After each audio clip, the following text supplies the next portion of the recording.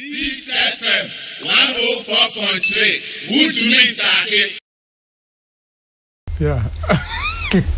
Titi meni atika sa ndo hwehwe mu awuhu. Na te say.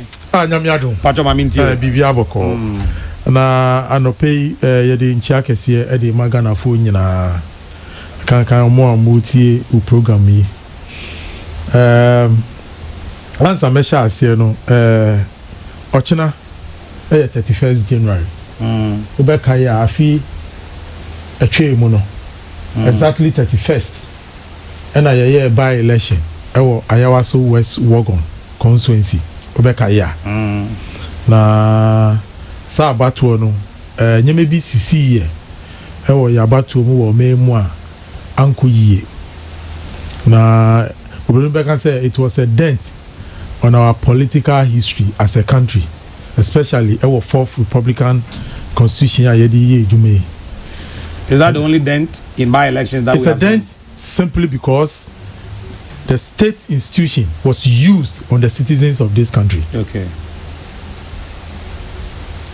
Anontino ayedebia and what say ire efi ntinyame yo adoma ochena ewo presby Labawoleshi Presby Church. Yebeye a commemorative deba bi wo honomo. Na ya friend speakers kukudam na omuni public no embe kasa. Invitations no Christian Council eminent personalities bi wo memu nkofo bebre gidi se ye nyina beba na ya beboa se na esibe ya na esi ye no as political parties no saadie no ensi ewo memu ebiom enti eno ne eyi a mepese betwi mu adwen eba so ene eye da kese ewo ya bato ho nhihye ewo memu sanse isi omonkasa omu independent eminent personalities bi omapa se omumua ne omujuma omuye as electoral commission no omutumi eto omufo ehun se nyama ACC between electoral commission any other political parties ewo memu ewo abato hu nhihye no enya ade a ekoyie enti omato anamon se omu as eminent personalities a yedi saa tumi no ama omu no ombehwe na enyina ya transi ewe pun na ya den yakasa na yen as a political party NDC no ye welcome sa decision no ene nyame ya aduma ye mpanyimfo a ye kan elections mu ewe omemu mo bi yie ebe kan sa nhihye no ho na de ba kwa me pese me ya sure Ghana fo nyina se as a political party no ye come with an open mind say ye kwako discuss issues dispassionately and I say ebe fifi nsemu mu na enyina at the end of the day no ye to adwen ni wie a nya enyina ye bebo no pono na ye de abeto abontin na nka coalition no of various political parties against new voters register no ehihye ne say anka be ya sa eyi ene ihye no anka yen telecast in life emagana ni bia ehunia ekoso esan say various institutions aka omwadwen efa sa isi ihye ya omopeso omudi be ya various political parties any civil society groups I wo memu omaka sisu se enya ade a ombe prinso na mejidi se ankene no ye ma hu kwan na various radio TV stations etumi carry sa event ni live a ebe open up issues no magana fo nyina ehu near various political parties any civil society groups no edi to abontin se na sibe ya Ghana fo nyina any political parties nyina ebe ye adwen baako na Anɔpɛ na metie uni easy friends Solviano. Yes. Now decide say enya ade a obekasa bebree. Esan say ene na issues no. Omo kwa decide on the issues no. But yen as a political party and a member of the coalition, you know, against a new voters register, no. That to anamom bebree. Yani impenyimfo a ewo omemu akonya nkitahundie. Se metumi akaye a yani Dr. Sheikh Nu Shaributu yani no office no akonya nkitahundie. Yani His Excellency former President of the Republic of Ghana Jerry John Rawlings and former President J. Kufuor eni omu nyina akonya nkitahudie ewo saa asemu no emu anopai se wo hwe Daily Graphic ni Times a omo reporting on nhyiemu a yene His Excellency Jerry John Rawlings ekonya ye no na menwa very instructive say after yene penyimu ehia ye no okan nsem bi na asema a kyerɛ sɛ ne ekoso no penyimfo bia wo memu no omudi omadwen ananse omu hwɛ ne a ekoso no na mepɛ meyi hu kituwe bi His Excellency Jerry John Rawlings I can say bi or see there is so much mistrust that we do not find a way of dealing. If we do not find a way of dealing with some of these issues, they will remain and sour the atmosphere during the election period. Just say, near air kosono, senia yenina yenji yehudi, ananyasa. About one, who call about one electoral commission, you know. I was say various political parties, you know, enya GDAB, ewo mumu say, near omu kwa koye no. At the end of the day, you know, it will inure to the benefit of the entire system. Ebani say, ye be omwadwemu na say, ye di nyama bi she kukuemu, ye nyama bi a ense emfata. Emfa akruye emba abatuomu. Enti the former president, you know, acknowledge say there is that level of mistrust, and I say a GDA ni honumu. Enti sadie no e wo say yehwe na yeso ano. O say yanhwe yi a eno na edi eyi basabasa yo anase yi ebetumi aba eno ni nyama bi a yempe ewo yabatuo mu.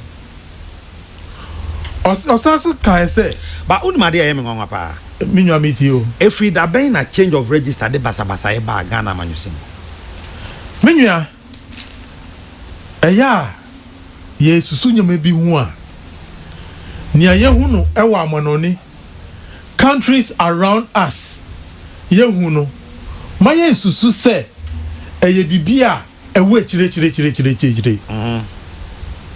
se wanye wo nhihye yi a asemboni betumi ayeden ato eno ntina the framers of the constitution, you know, after ye set EC as a body, you know, since 1992, you know, young as political parties in the EC, you know, saw the wisdom they say omwejuma no omu ye no e wo se abranu bia no ni omu ye se no musibe no omu ni yembe trance atutu ho adwen enotina for the first time in the history of this country, you know, the 1992 constitution, you know, has been a constitution yet to be defended up to today, and the credit must be given to omu yes I say look eba abato ho nsem ewo memu a e was say inclusion of all shades of opinion. Senesibe ya electoral commission mo dwuma omo ye no obia ebenya gidie ewom na se gidie no ewo ho no mu a ema abato no ekọ senia omo ani nyina esipe no it is very instructive meaning say instructive on but the entire maybe sasa asem ni say the electoral commission person wo yi enya ade bi nsi ewo yamanyo se muda free time wa yesesa free ID card amfonini moso exactly de kokromoti na team so ebesi ba bi amfonini bo eno kwa de ba animu a the last time I change sa register ho 2012 yeah May 2012 yeah and ye chro say din at least a bit nim kwa me nyini ndru ba bi ade but ma hu say sa register de to ba ya assistant prensa me hu bi kwa ma hu say assistant prensa ni nyina basa amba and ade electoral commission ye na danti ade na ye peculiar about way I say when kwa the electoral commission o ka say obekoso asesa basa beba na de ehunu nkofo amaso no mayam fa ne say ya chichire bi ntimi ma sa bit na ya menti ase minua papa who can say in 2012 ana ye nyina ye G2 mu say ye be biometric registration exercise no na se wo be kai a answer ye be call biometric no na easy no was very transparent, open to all shades of opinion. And the political parties in trance. G2 mo say and ye per se ye. And you won't say at that time no political parties in G2 mo say this is the way forward. As a result of political parties, any civil society groups, any electoral commission omo nyina omo tena pro baako enim omo to adwen decided on the way forward. There was inclusiveness, transparency in the decision making. What you here? And only difference what 2012 biometric registration any near say easy for year say no easy aye was say no aye na adwen say by virtue of the fact say constitution amanu that level of independence in terms of omuni ye ndino bibi ombe bia no they care less about the other stakeholders, and that is the danger. And only idea me any wo e was say ye bo hu ban na bisa easy say den na asisa because from 1992 up to 2016 elections who no political parties in etrase even baby crown parties in crampo omuni omo enya adwen no at the end of the day no ye to me enya consensus say ye nyina ye agree say ye yanu see a ebeboa with the little reservations other parties ewo but niema sad nyama no so ye nyina ye nya ho faso ne say easy as a body was very transparent. They were very open. Say ombeti obia na nia obia beka no ombehwe senia omde be den omde be ye adwuma.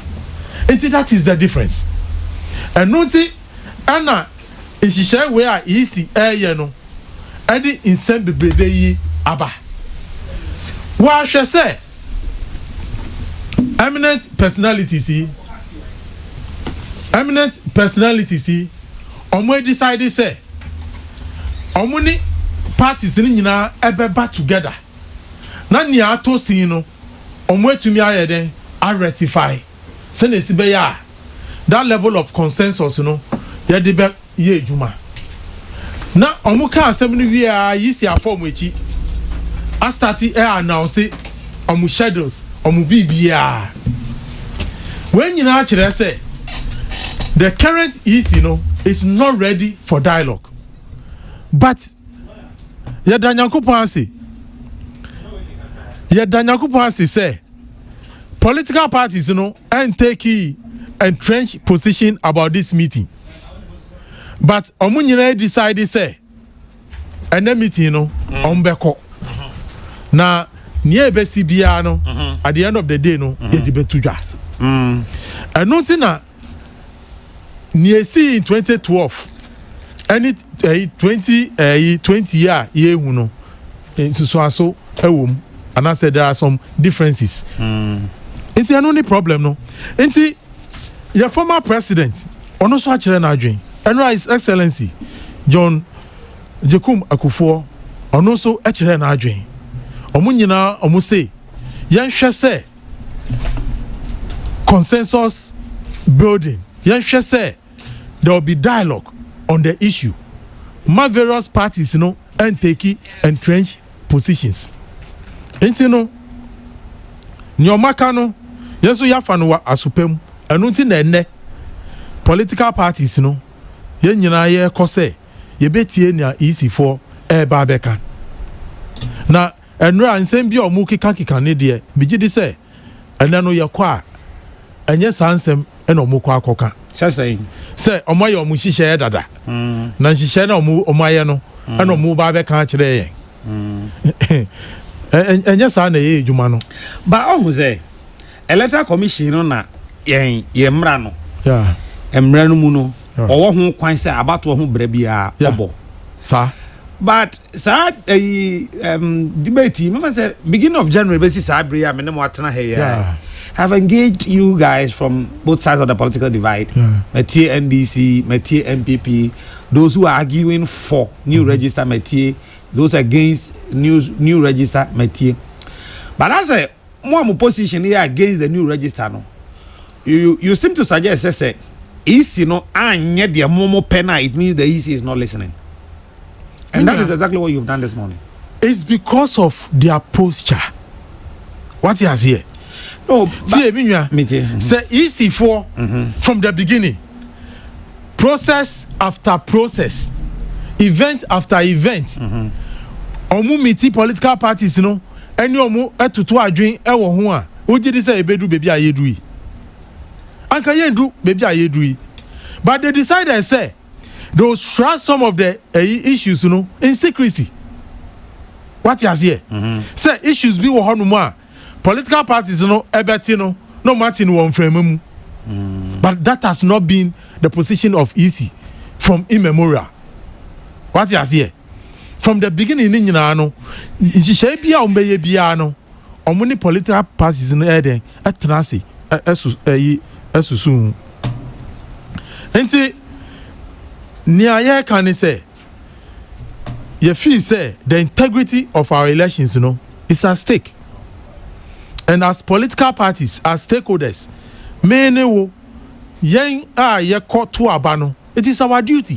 One more question now to us. Okay. In 2012, time electoral commission says register no. Was the integrity of our election at stake? The integrity of our elections was at stake. And that is why in 2012? Yes. That was the reason why science is nyina as political parties you know ye making sure say science is ebeba. Because at that time no if the processes no have not been transparent open okay ujidi say niaye hu say no anka NC around that time. One more question is say no more problem here the processes leading to that decision is taking no and now say register ankasa also was san no and a problem no me say me te ho na say menua to respond to that tienia ex-president Nikai or see the steps being taken must be transparent so no one has any doubt about the integrity of the process in human world. What you has here menua yes in the human world you need to be 100% but there is dialogue there is consensus building and the benefits are as of mine in terms of our fourth Republican Constitution you know, in terms of dialogue in terms of consensus building.